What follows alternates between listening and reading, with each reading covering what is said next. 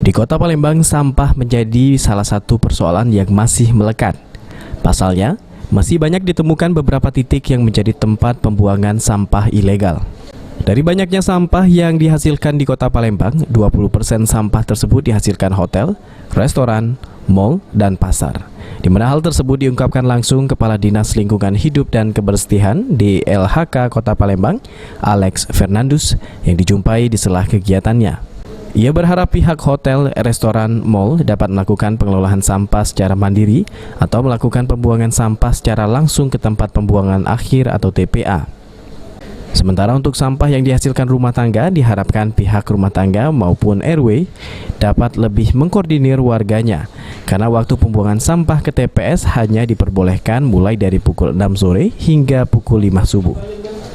Sudah ada peninjauan ke lapangan bersama-sama DPRD Provinsi Sulawesi 4 itu sudah ditindaklanjuti dan Seloam sudah memenuhi kekurangan. Seperti apa kekurangannya? Ya masalah ipalnya itu tambahan beberapa peralatan. Untuk limbah sendiri Pak? Iya itu. Yang mengeluarkan bau itu Pak? Iya itu. Dibatasi. Pak, kalau pengecekan berikutnya mungkin sudah. Untuk saat ini kan Kota Palembang banyak terdapat hotel, mal dan restoran besar gitu Pak. Sejauh mana Pak monitoring dari DHK sendiri terhadap pelaku usaha yang ada di Kota Palembang?